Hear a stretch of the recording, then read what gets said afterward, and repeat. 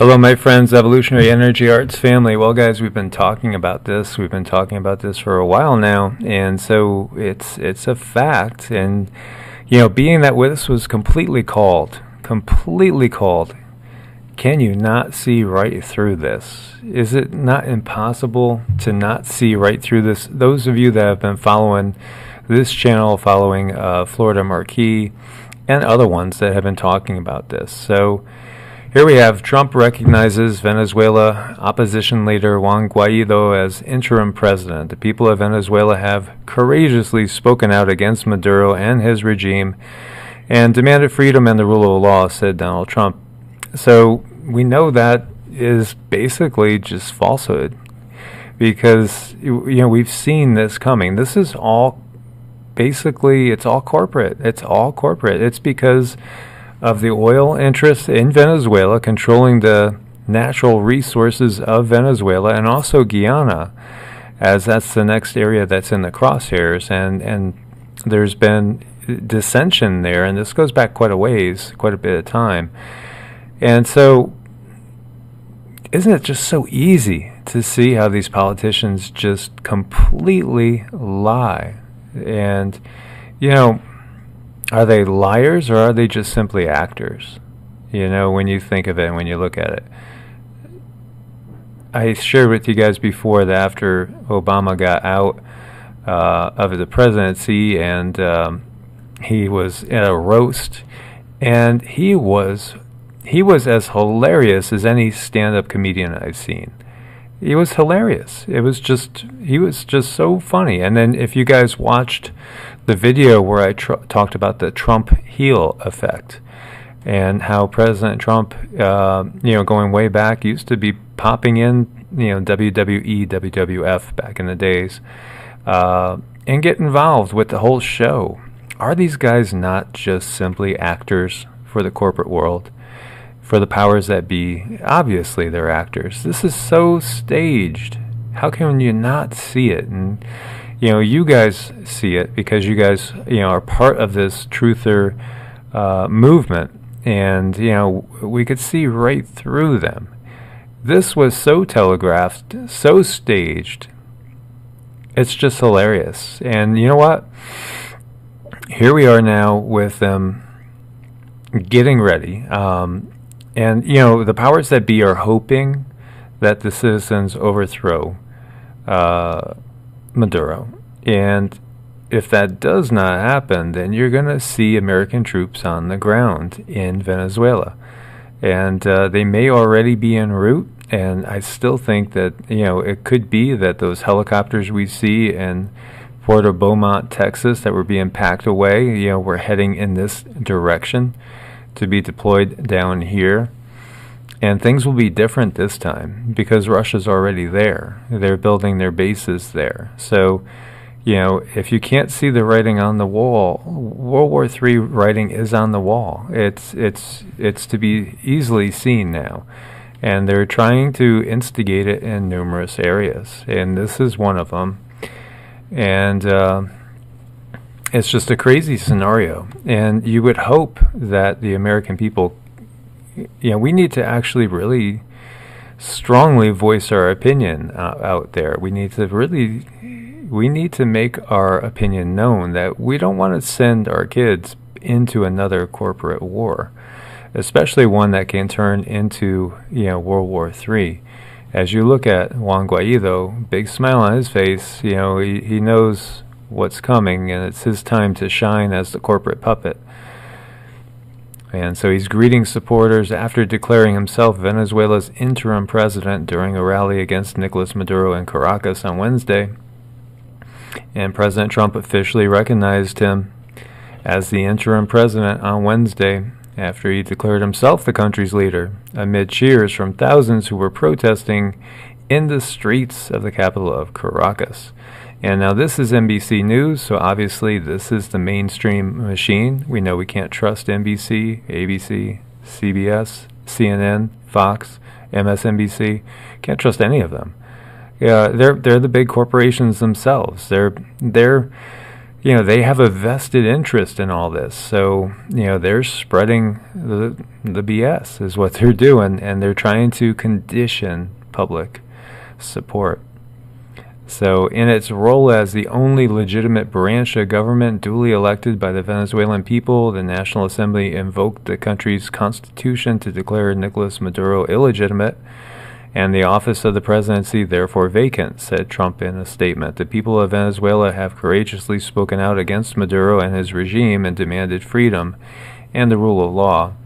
In response, Maduro declared on live television that he is breaking relations with the United States and gave diplomatic personnel 72 hours to leave the country. Guaido is 35. He's the leader of the opposition-controlled National Assembly, declared himself interim president as hundreds of thousands marched in Caracas demanding an end to Maduro government. At the rally, people held Venezuelan flags and shouted, "Who are we, Venezuela? What do we want? Freedom."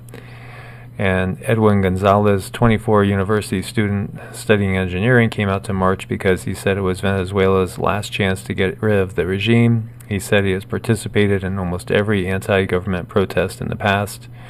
We have no other choice but to protest. They have taken everything away from us, even fear.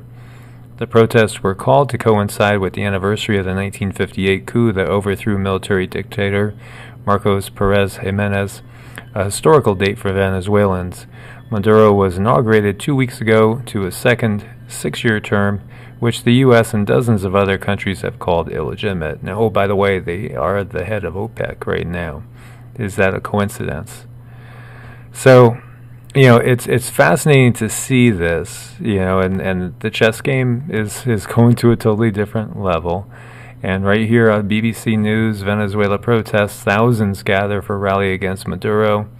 And of course, BBC is also, under the sway of the big corporations.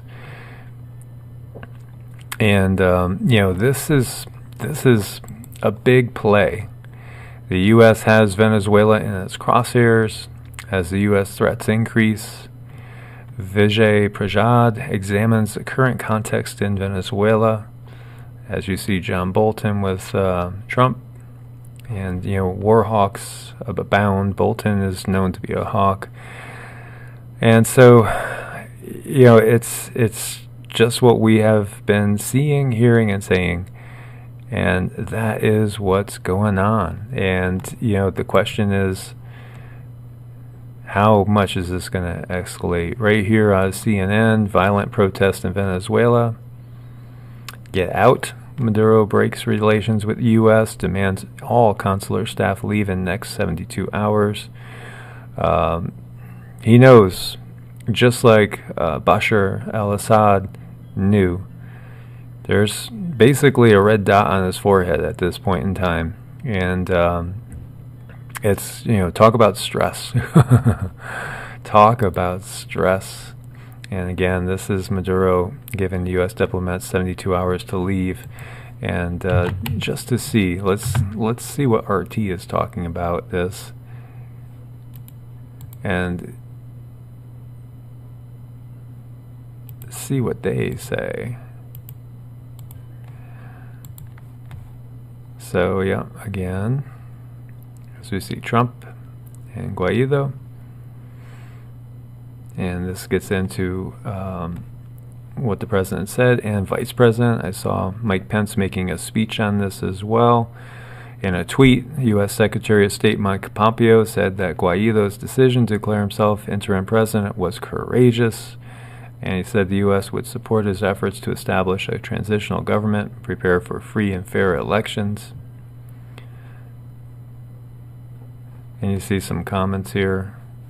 Donald Trump, Mike Pence, and Marco Rubio got to decide who is president of Venezuela. That's democracy, you guys. The close longtime partners and allies of Saudi Arabia and the UAE had decided that their commitment to freedom and democracy is so great they had to insert themselves into Venezuelan politics in defense of these deeply and genuinely held values. Trump has steadily expanded economic sanctions against Venezuela in recent months, while declaring steadfast support for the Venezuelan people. The sanctions have been heavily criticized by many analysts who say that the Venezuelan people are the ones who the sanctions hurt most, which is obvious. It's always the case. The average people are the ones that always pay. Earlier this week, Maduro had called for a revision of Venezuela's diplomatic relations with the U.S. after Vice President Pence openly called for regime change. Maduro said the U.S. was shamelessly interfering in his country's domestic affairs and rejected its imperialist interventionism, which he said promoted instability and violence. And there we go, we're talking about Mike Pompeo again, and his statement on it. So what are we going to see next? And there's Nikki Haley with the microphone. And I know how many of you guys love her. And what are we going to see next? Well, if the people do rise up, if the military, that's obviously the key is the military. If they rise up and get rid of Maduro, then it's basically over. There could be some guerrilla warfare later on that develops if there are, people that still resist. But effectively, the Venezuela, its resources, and then Guyana next door, will be effectively under the control of the globalists and the corporate interests. When you get down to it, just another regime change, just another country that the U.S. and it's not really the U.S. because this is not the U.S. citizens. This isn't my decision. This isn't what I want. This isn't what most of you guys want. I think most of us want to let countries, decide what they want to do on their own. We don't want to necessarily go and impose our will.